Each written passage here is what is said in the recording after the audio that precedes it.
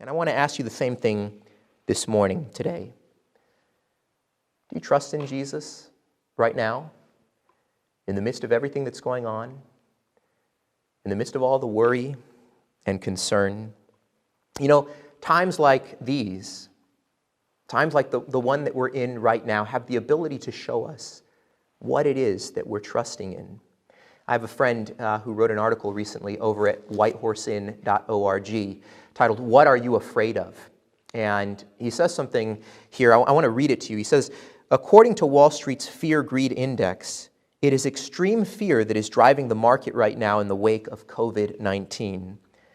It's not just the coronavirus. Everyone seems to be anxious, checking the 24-hour news cycles for the next jolt to our insecurity. Besides their health, many are afraid of losing their job or personal freedom. Many are gripped by the fear of economic collapse, while others are anxious about environmental collapse. Many Christians are fearful of the collapse of a thinly veiled Christian order. Others worship security and therefore are fearful of anyone and anything that leaders or the media construct as threatening it. You get my point. It's all about control.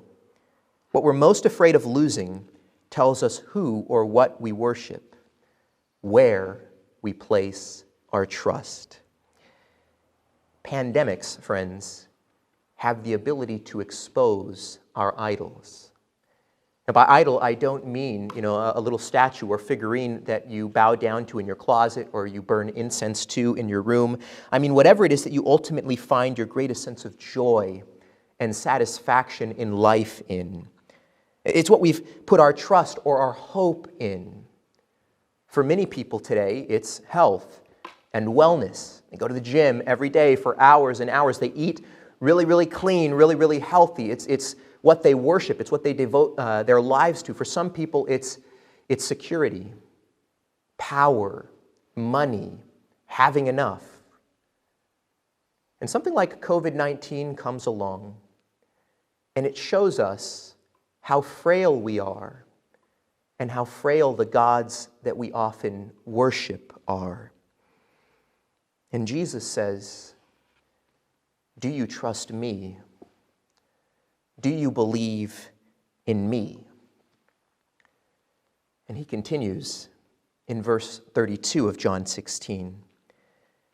Behold, the hour is coming, indeed it has come, when you will be scattered, each to his own home, and you will leave me alone.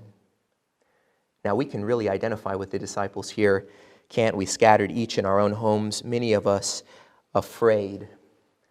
And one of the things I think that Jesus is showing his disciples here is that they still don't really get it. They've just said, right, Jesus, we believe. Now we know that you came from God. And Jesus says, do you really believe? Let me tell you what's about to happen in just a short while. Many of you, Jesus says to his disciples, are going to leave. They're going to abandon me.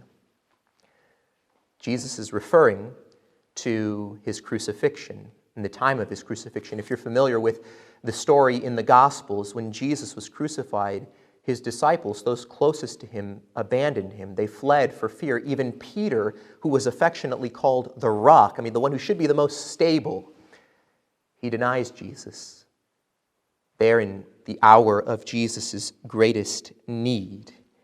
It's pretty crazy when you think about it. Oddly enough, the disciples who have been following Jesus for years now, at times exhibiting great boldness in following Jesus here, the moment things begin to get difficult, really difficult, they turn their backs on Jesus. And I want to speak to you specifically who call yourselves the disciples of Jesus. Those of you who would say, I have faith in Jesus, I identify myself as a Christian. I want to speak to you because I think there's a warning embedded in this text for us. It's easy to stand by Jesus when the multitudes are being fed and when people are being healed. But what about when that's not the case? What about when people are sick and dying? What about when we are sick? When your life or your livelihood is threatened by something, will you still follow Jesus? Or, in those moments, like the disciples were about to do, Do you abandon Jesus? Do you give way to fear, to panic, to greed?